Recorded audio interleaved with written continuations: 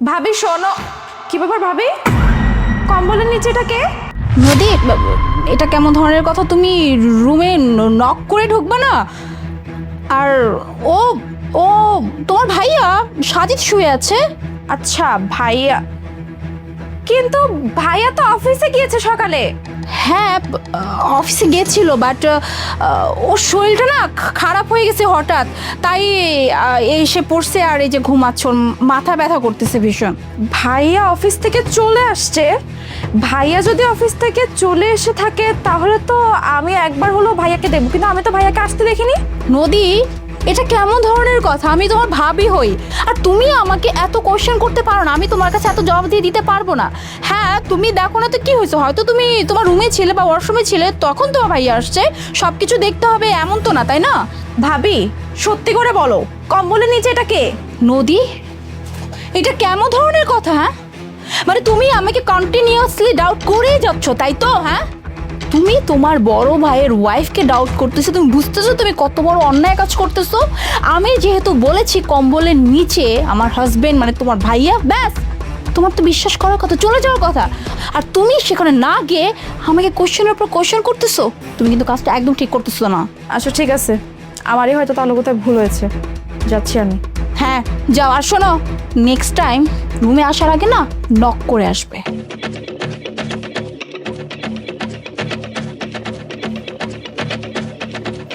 ভাইয়া তো আমি দেখলাম সকালে অফিসে গিয়েছে, তাহলে ভাবি কেন বললো যে ভাইয়া অফিস থেকে চলে আসছে? দেখি তো। হ্যালো ভাইয়া, ভাইয়া তুমি কোথায়? তুমি অফিসে? তাহলে ভাবি যে বললো তুমি বাসায় চলে আসছো আর বিছানায় ঘুমাচ্ছ। হ্যাঁ ভাইয়া, ভাবির সাথে আমি একজনকে দেখলাম যে বিছানায় ঘুমাচ্ছে। আমি জিজ্ঞেস করলাম কম্বলের নিচে এটা কে, তখন ভাবি আমাকে বলল তোমার ভাইয়া। আমি তখন বললাম যে ভাইয়া তো অফিসে গিয়েছে। তখন ভাবি আমাকে বলেছে তুমি নাকি অফিস থেকে চলে আসছো, তোমার শরীরটা খারাপ লাগতেছে। তখন আমার একটু ডাউট হয়, তাই আমি তোমাকে ফোন করলাম। ঠিক আছে ভাইয়া, তুমি আসো। হ্যাঁ নদী, কি হয়েছে বলতো? ভাইয়া আমি হচ্ছে একটু তোমাদের রুমে গিয়েছিলাম, তখন দেখলাম কম্বলের নিচে কে যেন একটা ঘুমাচ্ছে। আমি তো ভাবলাম যে হয়তো তুমি, তাই আমি সেটা ভাবিকে জিজ্ঞেসও করলাম যে ভাবি এটা কে, ভাইয়া কিনা। ভাবি আমাকে বললো যে হ্যাঁ এটা ভাইয়া, কিন্তু আমার তখন মনে পড়লো তুমি তো সকালে অফিসে গিয়েছো, তুমি কি করে এখানে থাকতে পারো? কি বলিস তুই? আমার তো কেমন একটু সন্দেহ হচ্ছে। চল তো ভেতরে গিয়ে দেখি। আসো।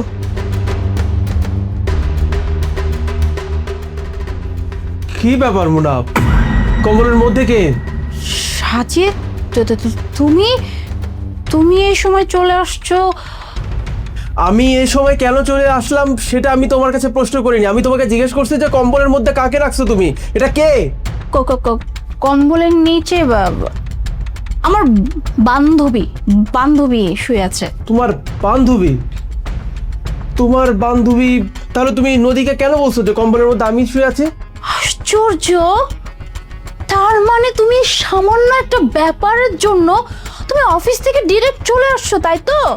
আচ্ছা, এখন আমি বুঝতে পারছি। তোমার এই বোন নিশ্চয়ই তোমাকে ফোন দিয়ে উল্টাপাল্টা বলছে, তাই তো? কি ব্যাপার নদী? হ্যাঁ, আমি তখন তোমাকে বলছিলাম কথা কি বিশ্বাস হয় না? তার মানে তুমি তোমার ভাইকে আবার কান পড়ছো, তাই না? দেখো মুনা, কথা ঘোরানোর চেষ্টা করবে না। আমার তোমার কথা শুনে সন্দেহ হচ্ছে। কেন জানি মনে হচ্ছে তুমি আমার কাছ থেকে কোনো কিছু একটা হাইড করার ট্রাই করছো। সত্যি করে বলো, কম্বলের মধ্যে কে আছে? হাজব সাজিদ, তুমি এইভাবে আমাকে কোয়েশ্চেন করতে পারো না। আর তোমার রুম মানে এই রুমটা তো আমারও, তাই না? তোমার যতটা অধিকার আছে ততটা অধিকার আমারও আছে। সো আমার রুমে আমি আমার বান্ধবীকে নিয়ে আসতেই পারি। আর আমি তো বললাম যেখানে আমার বান্ধবী শো আছে, আর আর ওর মাথা ব্যথা করতেছে, সো দ্যাটস ওয়াই আমি ওকে ঘুম পাড়ায় রাখছি। সো আমি এখানে অন্যায় কি করছি? কি তখন থেকে বলতেছো বান্ধবী বান্ধবী? হ্যাঁ, তোমার কোনো বান্ধবী আসলে আমি তো অবশ্যই দেখতাম, তাই না? আর আমি তো আমাদের বাসায় কোনো মেয়ে মানুষকে আসতে দেখিনি। শোনো নদী, সবসময় যে সবকিছু চোখে দেখতে হবে এটা কিন্তু কোনো কথা না, ঠিক না? আর তুমি তো সবসময় দাঁড়ানোর মতো দরজায় দাঁড়িয়ে থাকো না। তুমি তো সবসময় কোনো না কোনো কিছু নিয়ে ব্যস্ত থাকো, ফোন, ল্যাপটপ, এই সেই। তাহলে তো আমার বান্ধবী কখন আসছে সেটা কি তোমাকে দেখতে হবে? তুমি দেখো না। আর তোমার বোন দেখো না, জাস্ট একটু দেখে নাই যে গেট থেকে কে ঢুকলো, তাই বলে আমাকে নিয়ে কত কথা বানিয়ে বানিয়ে তোমার কাছে বলছে। দেখো মুনা, একদম উল্টাপাল্টা কথা বলার চেষ্টা করবে না। আমার বোন কখনোই আমার কানে উল্টাপাল্টা বলে নাই। ও যেটা দেখছো আমাকে সেটাই বলছে। তুমি নাকি ওকে বলছো যে আমার নাকি শরীর খারাপ, আমি অফিস থেকে জলদি চলে আসছি, কিন্তু আমি তো অফিসে ছিলাম। তাহলে এখন তুমি বলো আমার মধ্যে সন্দেহ ঢোকাটা রাইট আর রং? আমি তোমাকে শেষবারের মতো জিজ্ঞেস করছি মুনা, কম্বলের মধ্যে কি আছে বলো। সাজিদ, তার মানে তুমিও আমাকে ডাউট করতেছো? হ্যাঁ, আমি মুখ দিয়ে যেহেতু বলতেছি, তোমার কি বিশ্বাস হচ্ছে না যে কম্বলের নিচে আমার বান্ধবী? আর তুমি কিভাবে বলতেছো যে এভাবে কম্বলটা সরাতে? যত যাই হোক, ও একটা মেয়ে মানুষ, তাই না, শুয়ে আছে। আর তুমি এখানে এভাবে দাঁড়িয়ে আছো, আর তার সামনে যদি আমি কম্বলটা সরিয়ে দিই তাহলে ব্যাপারটা কেমন দেখা যায় না? এত করে তোমাকে জিজ্ঞেস করলাম যে কম্বলের মধ্যে কে আছে, তুমি কথা পেঁচাই যাচ্ছ। বাই এনি চান্স কম্বলের মধ্যে কি তোমার বয়ফ্রেন্ড লুকিয়ে আছে? কি মানে? আমি জাস্ট ভাবতে পারতেছি না। তোমার বোন আমাকে ডাউট করে, তুমি আমাকে ডাউট করো, ডিরেক্টলি এখন তুমি আমাকে এইটা বলে ফেলা যে কম্বলের নিচে আমি আমার বয়ফ্রেন্ডকে লুকিয়ে রাখছি। এতটুকু এতটুকু বিশ্বাস করো তুমি আমাকে? এখন মনে হচ্ছে কম্বলটা আমাকে শেষমেশ টান দিতেই হবে। শালা বাবু, তুমি ছিলে এতক্ষণ কম্বলের মধ্যে। কি এখন এখন কি বলবা? হ্যাঁ, কিছু বলো। কি বলবো নদী? তুমি কিছু বলো। খুব তো বলছিলা ভাবি বয়ফ্রেন্ড নিয়ে লুকিয়ে আছে, আর তুমি তুমি তো এটাই বলছিস তুমি বয়ফ্রেন্ড নিয়ে লুকিয়ে আছো, বয়ফ্রেন্ডকে পাশে ঘুম পাড়িয়ে রাখছো। এই বিশ্বাস, তাই না? আসলে আসলে এই সেম জিনিসটা দেখার জন্যই না আমি এই কাজটা করছি। আমার আমার ভাইয়াকে আমি সব কিছু বলছি। আমি ভাইয়াকে বলছি যে ভাইয়া, ওরা না কেন জানি আমাকে আপন ভাবে না। আমি ওদের সাথে থাকতেছি, ওদের সাথে খাচ্ছি, ওদের সাথে সব কিছু করতেছি, বাট ওরা কেন জানি আমাকে পরপর মনে করে। আর সাজিদ মানে তুমি আমার সাথে শুধু ঝগড়া করে, আমার সাথে কখনো ভালো মতো কথা বলে না, কিচ্ছু না, সব কিছু নিয়ে সমস্যা। তখনই ভাইয়া আমাকে বলছে যে ঠিক আছে মোনা, তাহলে এমন কিছু একটা কর, তাহলে বোঝা যাবে যে এই মানুষগুলো আসলে তোকে কতটা আপন ভাবে বা কতটা ভরসা করে তোর উপর।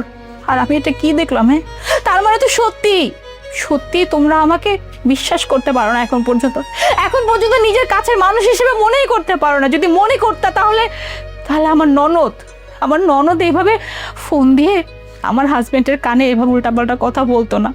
আর আমার হাজবেন্ড মানে তুমি আমার উপরে এইভাবে ডাউট করতে পারতা না।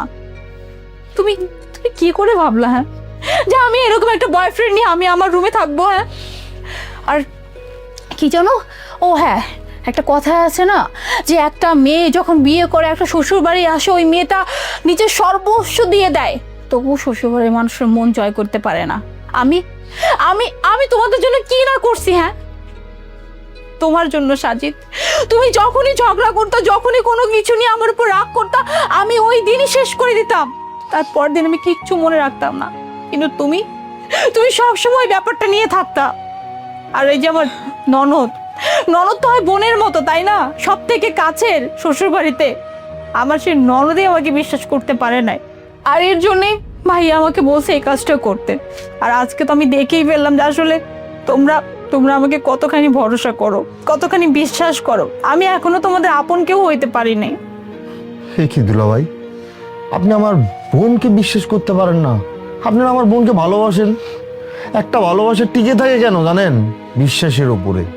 আর এই তো আমার বোনকেও আমাদের বাসা ছেড়ে আপনাদের বাসায় দিয়ে পাঠাইছি কেন? বিশ্বাসের উপরে। আমি জানি আপনি ওকে ভালোবাসেন, আপনি ওকে বিশ্বাস করেন, কিন্তু এখানে এসে আমি তো দেখলাম পুরাটাই আলাদা। মানে আপনি আমার বোনকে বিশ্বাসই করতে পারেন না। আপনি আমার বোনের সঙ্গে সংসার করবেন কিভাবে? আমি আর আমার বোন তো জাস্ট একটা প্র্যাঙ্ক করতেছিলাম, কিন্তু আপনার ছোট বোন এটাকে কোথা থেকে কি বানাই দিল, আর আপনিও সেটা বিশ্বাস করলেন। তুই ঠিক ছিলি বোন, দুলাভাই তোকে বিশ্বাস করে না। যেখানে বিশ্বাস নেই সেখানে ভালোবাসাও নেই। আই এম রিয়েলি সরি ভাবি, আসলে আমি না বুঝতে পারি নাই যে কম্বলের নিচেই ভাইয়া ছিল। প্লিজ আমাকে ক্ষমা করে দাও। আর মোনা, আমি বা কি করতাম বলো? নদী যেটা দেখছো আমাকে সেটাই বলছে, আর তুমিও তো নদীকে বলছিল কম্বলের মধ্যে নাকি আমি শুয়ে আছি। আমি আসলে তোমাকে ডাউট করেছিলাম, কিন্তু এখন দেখি যে বিষয়টা অন্যরকম। আমি মানছি আমি তোমাকে সন্দেহ করতাম, কিন্তু তোমাকে কথা দিচ্ছি শালাবাবু, আমি আজকের পর কখনো তোমার বোনকে আর সন্দেহ করব না। তোমরা দয়া করে আমার উপর কোনো দাবি রেখো না, আমাকে মাফ করে দিও প্লিজ। থাক, তোমাদেরকে সরি বলতে হবে না। তোমরা আমাকে আপন করে না ভাবলেও আমি তোমাদেরকে সত্যি আমার নিজের লোকই মনে করি। তাই তোমরা আমার কাছে সরি বলে শুধু শুধু আমাকে ছোট করো না, আমি কিছুই মনে রাখি নাই। আচ্ছা, সব কিছু তো ঠিকঠাক হয়েই গেল। শালাবাবু যখন আসছে, ওর যা যা পছন্দ সব কিছু ওকে রান্না করে খাওয়াও। আমি অফিসে যাচ্ছি, কিছু কাজ বাকি আছে, আমি সন্ধ্যার দিকে 7টা দেবো। হ্যাঁ, আমি অফিসে গেলাম তাহলে।